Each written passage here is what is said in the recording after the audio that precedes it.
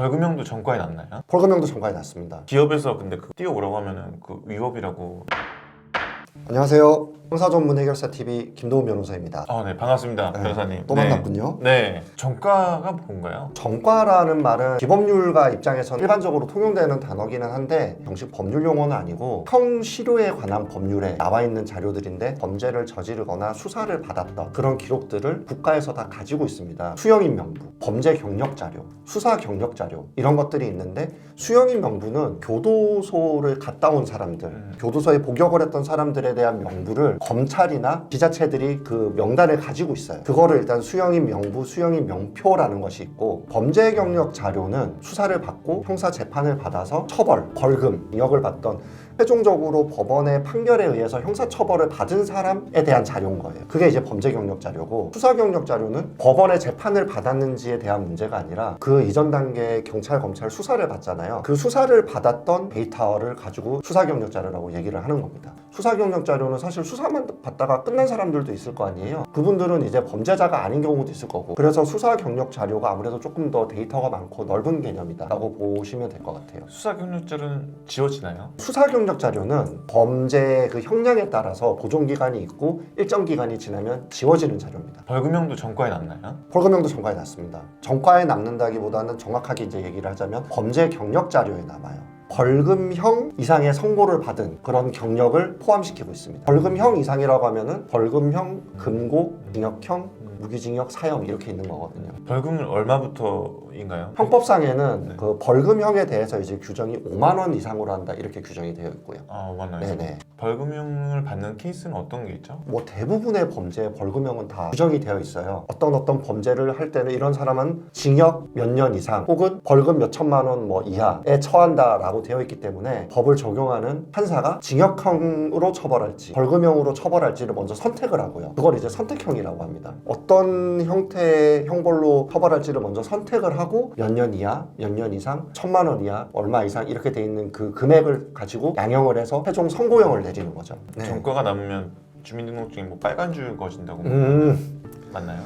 빨간 줄이란 단어를 저도 되게 많이 들어봤어요. 상담할 때도 이거 이렇게 되면은 빨간 줄이 남나요? 그래서 제가 이번에 한번 찾아봤거든요. 저도 읽다가 약간 씁쓸했는데, 독립운동하거나 의심되는 사람에는 실제 관리하던 호적의 이름 옆에 빨간 점이나 줄을 그어서 표시를 해놨었대요. 그게 이제 빨간 줄이란 단어의 어원인데 네네. 요즘 세상에서는 이제 빨간 줄이라는 건 있을 수는 없죠. 전과가 평생 남나요? 수사 경력 자료 그리고 수형인 명부 일정 기간이 지나면 삭제가 되는데 범죄 경력 자료는 삭제되지가 않습니다. 다른 분들이 조회할 수가 있나요? 일반인들은 그 자료를 볼 수가 없어요. 공무소라든지 기업 이런 곳에서 범죄 경력 조회서를 제출하라라고 하면 이제 본인은 가서 뗄 수는 있거든요. 자기 의사에 의해서 타인한테 해보서를 주지 않는 이상 남들은 볼 수가 없습니다. 기업에서 근데 그 뛰어오라고 하면 위법이라고 또 들었는데 맞죠? 근데 그게 어떤 기업이냐에 따라 또 다르겠죠. 왜냐하면은 공무원 같은 경우는 실형을 선고받은 자, 횡유예를 선고받은 자, 벌금도 성범죄에서 벌금 100만 원 이상을 선고받은 자의 경우에는 임용 결격 사유가 됩니다. 아청법이나 성범죄의 경우에는 성범죄로 유죄 선고를 받았던 사람들은 어떤 교육기관이나 아이들을 돌보는 기관이나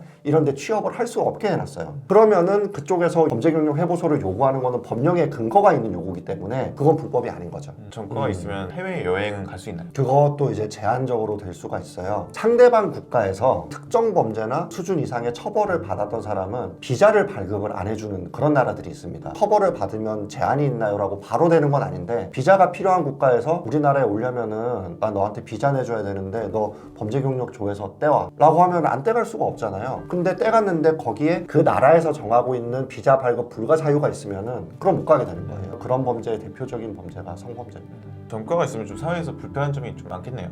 근데 뭐 또 공무원이라거나, 아까 공무원의 경우에도 임용 결격 사유 말씀드렸잖아요. 예를 들면 교통사고를 냈다, 술집에서 술 먹고 취해가지고 시비 붙어서 벌금 얼마를 냈다, 결격 사유는 아니에요. 완전 중범죄나 결격 사유에 해당하는 범죄로 처벌을 받지 않은 이상 사회생활을 하거나 직업을 유지하는 데 큰 문제는 없다고 봐야겠죠. 사기업 같은 경우는 특히 알게 되기도 쉽지가 않고요. 알았다고 해도 뭐 그거 가지고 그 사람을 해고한다거나 징계를 내리는 경우는 없다고 봐야 될 것 같습니다. 이런 부분에 대해서들도 구독자 여러분들이 뭐 많이 궁금해 하시는 것 같아요. 저희가 조금 정보를 가지고 전달을 해드렸던 그런 시간이었던 것 같습니다. 알림, 좋아요, 구독 설정 형사 전문 해결사 TV 김종훈 변호사였습니다. 감사합니다. 네, 감사합니다.